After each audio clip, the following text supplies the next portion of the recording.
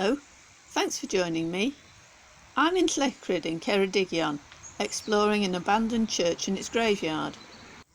The Church of the Holy Cross is an old church and was restored in 1838, but it was abandoned in 1879 and a newer church was built just up the road. The roof fell in about 30 years ago and it has been stabilised as a ruin. So let's have a look at the gravestones. There are some sailors, a tailor and other trades, and a poet. The poet first. Next to the remains of an old vestry with its empty grate, we find the headstone of John Morris, alias Morgane, who died in 1879, aged 32. His epitaph starts appropriately enough with a rhyme. A poet born thus early shorn from the world's transient scene, he passed his days in useful ways, and thus he died serene. Not exactly top-grade literature, but we don't know who wrote it. The epitaph goes on. He wrote a vast number of pieces of great poetic beauty, published in newspapers of the day, and a poem of great merit on Kilgerran Castle, published in John Ronald Phillips Esquire's History of that Parish.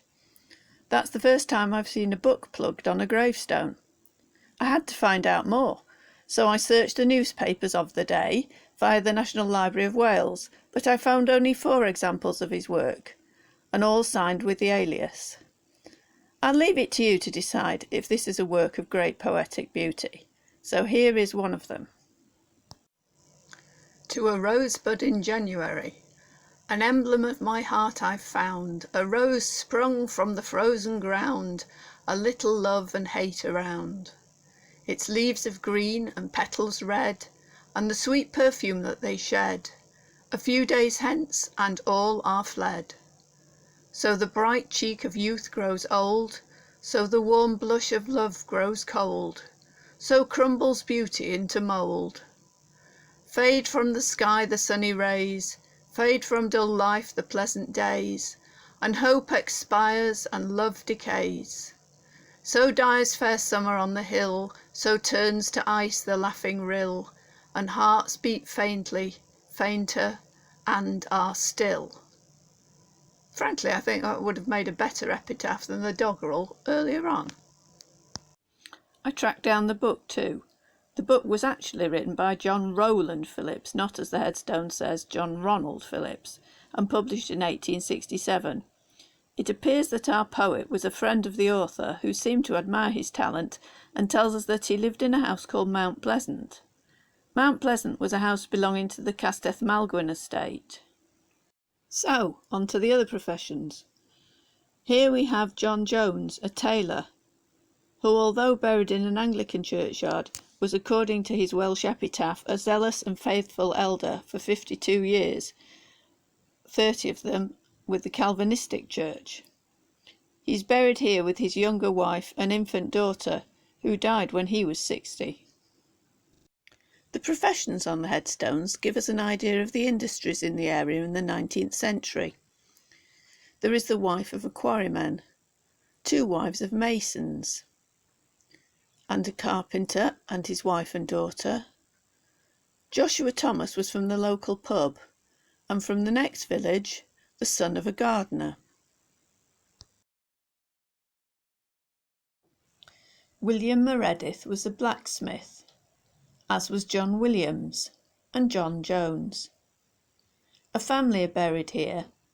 They are from the nearby town of Cardigan and were merchants and drapers. Being not too far from Cardigan, once a port, we also find some mariners like John James, who died in 1862, aged 23, and his brother Thomas, who died 2 years later, aged 29. The epitaph tells us Thomas was a victim of drowning. His vessel was on a voyage from Porthmadog to Plymouth. Monument styles here are fairly typical of the area, with many coffin-shaped grave markers, most with turned circles around the edges like nails in a coffin. Here they go up the steep hillside like steps. One is inscribed with an epitaph, which is unusual. Not everyone buried here was a local. Anne was the wife of William Roberts, who lived in Paddington Green, London.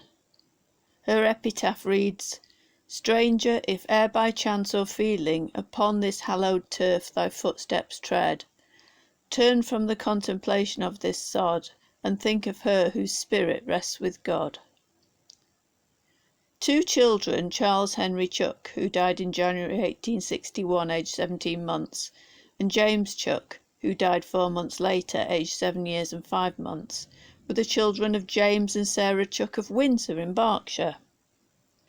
Elizabeth Bowen died in 1832, aged 4. Her parents were from Monmouthshire.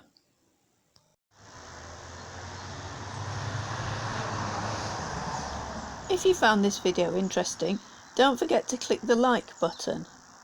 Please subscribe and hit the bell icon to be notified of new videos. Thank you for watching.